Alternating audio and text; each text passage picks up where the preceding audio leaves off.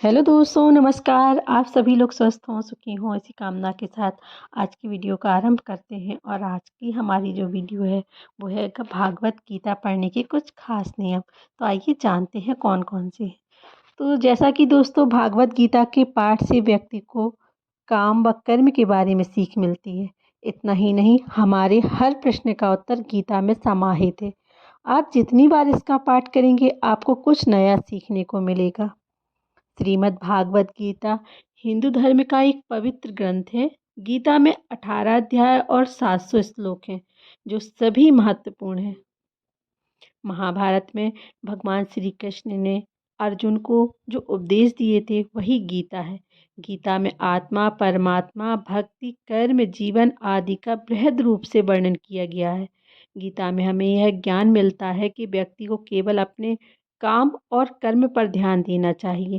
साथ ही कर्म करते समय इस बात का ध्यान रखना चाहिए कि हम जो भी कर्म कर रहे हैं उसका फल भी हमें निश्चित ही प्राप्त होगा। गीता हमें बताती है कि जीवन क्या है और इसे कैसे जीना चाहिए। आत्मा और परमात्मा का मिलन कैसे होता है, अच्छे और बुरे की समझ क्यों जरूरी है। इन सभी गूढ़ सवालों से जवाब हमें गीता से ही प्राप्त होते हैं। लेकिन दोस्तों, सवाल यह है कि गीता का पूर्णतः ज्ञान कैसे प्राप्त किया जा सकता है और इसके लिए इसे कितनी बार पढ़ना चाहिए। गीता या फिर किसी भी पाठ से ज्ञान को प्राप्त करने के 4 स्तर होते हैं। जो पहला है श्रवण व पठन ज्ञान, दूसरा है मनन ज्ञान, और तीसरा है निधिध्यासन ज्ञान, और चौथा है अनुभव ज्ञान। इन चारों स्तर से गुजरने के बाद ही किसी भी ज्ञान की पूर्णता होती है और इससे समुचित लाभ होता है। इसका अर्थ यह है कि आप पहले पढ़ते हैं या सुनते हैं, इसके बाद पढ़े सुने ज्ञान के बारे में चिंतन व मनन करते हैं।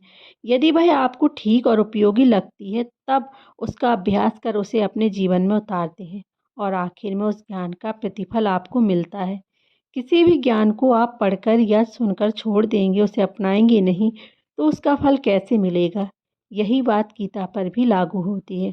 जब हम गीता पढ़कर उसके उपदेशों को जीवन में उतारेंगे तो निश्चित ही सुपरिणाम सामने आएंगे। कितनी बार पढ़ना चाहिए श्रीमद् भागवत गीता और क्या है इसके लाभ, आइए जानते हैं। जब हम पहली बार गीता पढ़ते हैं तो इसे हम एक अंधे व्यक्ति के रूप में पढ़ते हैं। यानी हमें केवल इतना ही समझ पाते हैं कि कौन किसके पिता, कौन किसकी बहन और कौन किसका भाई। पहली बार गीता पढ़ने पर इससे ज़्यादा कुछ समझ नहीं आता। जब हम दूसरी बार गीता पढ़ते हैं तो मन में कुछ सवाल जागृत होते हैं कि ऐसा क्यों किया गया, वैसा क्यों हुआ। जब वह तीसरी बार गीता पढ़ेंगे तो इसके अर्थ को समझने लगेंगे। हालांकि हर व्यक्ति को इसका अर्थ अपने तरीके से ही समझ में आएगा। जब चौथी बार हम गीता पढ़ेंगे तो हर एक पात्र से जुड़ी भावनाओं को समझ पाएंगे, जैसे अर्जुन के मन में या दुर्योधन के मन में क्या चल रहा है। पांचवी बार गीता को पढ़ने से पूरा कुरुक्षेत्र हमारे मन में खड़ा हो जाता है और हमारे मन में अलग अलग कल्पनाएं होती हैं। छठवीं बार गीता पढ़ने से हम भगवान को अपने सामने अनुभव करने लगते हैं और हमें ऐसा लगता है कि भगवान हमारे सामने ये सब बता रहे हैं। आठवीं बार गीता को पढ़ने से हमें पूर्णतः एहसास हो जाता है कि कृष्ण कहीं बाहर नहीं बल्कि हमारे भीतर ही हैं और हम उनके भीतर हैं। श्रीमद् भागवत गीता पाठ के नियम।